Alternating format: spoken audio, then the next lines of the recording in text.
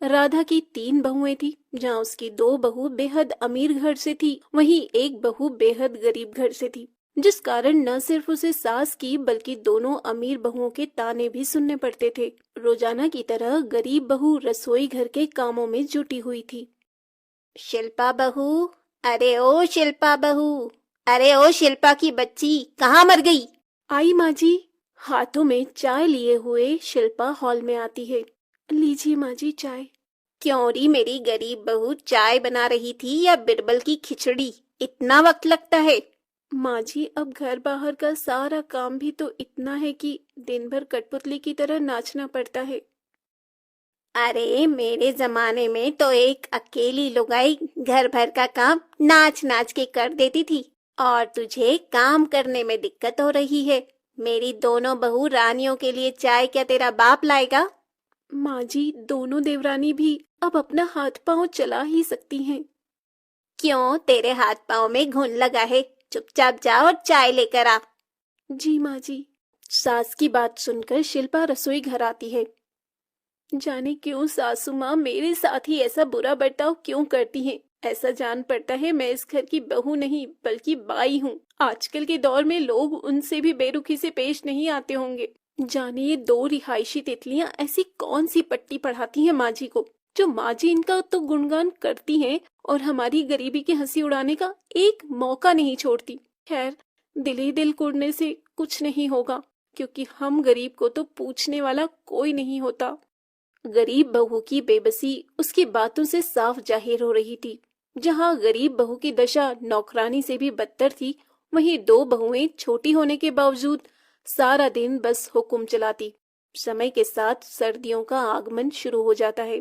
Hall में बैठी राधा की दोनों अमीर बहुएं कहती हैं, सासू माँ, सर्दियाँ आ चुकी हैं। अब तो जानती हैं कि सर्दियों को लेकर मेरे कितने शौक हैं। इसलिए मैंने डैडी से कहकर चारों के लिए न्यू हीटर मंगवाए हैं, ताकि हम चारों ठंड से बच सकें। माँ जी, कल ही मैंने भी सर्दियों की खूब सारी शॉपिंग की है। ये देखिए, खास आपके लिए पश्मीना की शॉल लाई हूँ। तो फिर देना, क्या तुम दोनों बहुओं को ही आता है? मैंने भी तुम दोनों के लिए नई रजाई मंगवाई है। माँ जी, इसकी क्या जरूरत थी? अरे जरूरत कैसे न थी, तुम्हारे कमरे की रजाई पतली हो चली है। मैं नहीं चाहती कि मेरी बहुएं रात भर ठंड में ठिठुरती रहे, इसीलिए मैंने बिना देर किए रजाई बनवा दी। और फिर तुम्हारी सास के पास पैसों की कमी है क्या? तभी शिल्पा राधा से कहती है, माँ जी, जब आपने देवरानी जी के लिए रजाई बनवाई है तो लगे हाथ मेरे लिए भी रजाई बनवा देती। सुनने को आ रहा है कि इस साल रिकॉर्ड तोड़ सर्दी पड़ने वाली है। ऐसे में मैं इतने दुबले पतले कंबल से कैसे काम चलाऊंगी? क्यों री मेरी गरीब बहू, मेरे पास क्या पैसों का पेड़ लगा है? अभी मेरे हाथ तंग है। जब कभी पैसे होंगे तब देखा जाएगा।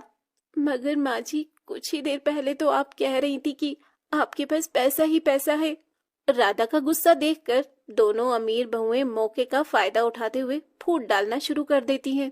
इसका मतलब हमारी गरीब जेठानी आंखें गड़ाए बैठी रहती है।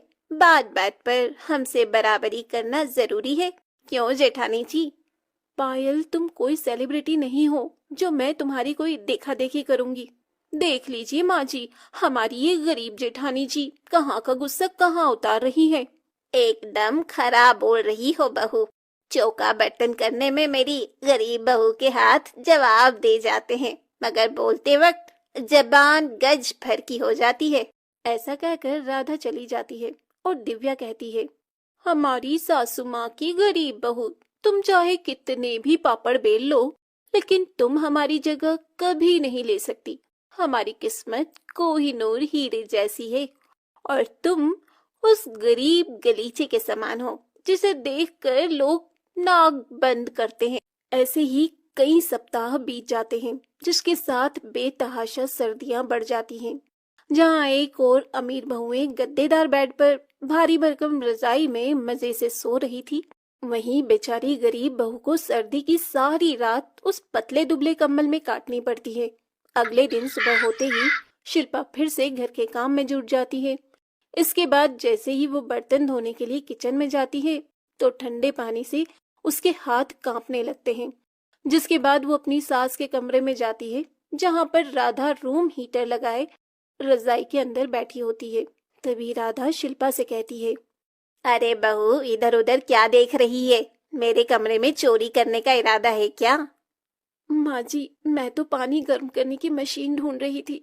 सर्दियाँ बहुत बढ़ गई हैं। किचन के नल से बहुत ठंडा पानी आ रहा है। ठंडे पानी से हाथ जमने को हो रहे हैं। अच्छा, तो अब महारानी को बर्तन धोने के लिए गर्म पानी चाहिए। बिजली का बिल क्या तेरा बाप भरेगा? कोई मशीन नहीं मिलेगी। जल्दी से काम चोरी छोड़ और बर्तन धोने लग जा। इसके बाद खरी खोटी सुनाकर राधा फिर से अपना पल्ला झाड़ लेती है और बेचारी गरीब बहू कड़ाके की ठंड में भी ठंडे पानी से ही काम करके गुजारा करती है। ना तो शिल्पा के पास स्वेटर होता है और ना ही शॉल। इसके बावजूद भी राधा शिल्पा को ही बाजार सब्जी लेने भेजती है। लेकिन एक दिन राधा की तबीयत खराब हो जाती है। उसके कराहने की आवाज सुनकर गरीब बहू जल्दी से उसके कमरे में जाती है और कहती है, माँ जी, क्या हुआ आपको? ठीक तो है? अरे, आपको तो बहुत तेज बुखार है। माँ जी, मैं अभी आती हूँ। इसके बाद शिल्पा किचन में जाकर काढ़ा बनाकर लाती है और राधा को पीने के लिए देती है। साथ ही राधा के सर पर ठंडे पानी की पट्टियां रखना शुरू करती है। शिल्पा कभी उसके हाथ दबाती तो कभी उसके पैर। सारी रात बेचारी शिल्पा बिना झपकी लिए अपनी सास की सेवा पानी में लगी रहती है। अगले दिन दोनों बहुएं अपनी सास के कमरे में आती हैं। गुड मॉर्निंग सासू माँ। गुड मॉर्निंग सासू माँ। क्या हुआ, आपका मुंह मरीजों जैसा क्यों लग रहा है? माँ जी की तबीयत कल रात से बहुत खराब थी। उन्हें तेज बुखार था। पायल, चलो यहाँ से, कहीं हमें भी फ्लू ना लग जाए। इसके बाद वो दोनों अमीर बहुएं वहां से चली जाती हैं और राधा उनकी सारी बहानेबाजी समझ जाती है। मुझे तो लगा था तुम दोनों यहाँ मेरा हाल चाल पूछने आई हो, मगर तुमने अपने तेवर दिखा ही दिए। शिल्पा, मुझे माफ कर दो। मैंने हमेशा तुम्हें गलत समझा और तुम्हारी गरीबी की हंसी उड़ाई। शायद इसी कारण भगवान ने मुझे ऐसा भुगतान दिया है। माँ जी, बीती बातों को याद करके दुखी मत होइए। जो हुआ उसे भूल जाइए। सास का बर्ताव देखकर दिव्या और पायल का सर शर्म के मारे झुक जाता है और वो कहती हैं, जेठानी जी, हमें माफ कर दीजिए। हमने आपको ताने दिए, आपकी गरीबी का मजाक उड़ाया। जेठानी जी, हम दोनों को माफ कर दीजिए। ऐसा मत कहो, मैंने हमेशा तुम्हें अपनी बहनें माना है। फिर वो तीनों आपस में गले लग जाती हैं और इसके बाद सारा काम मिलजुल कर करती हैं।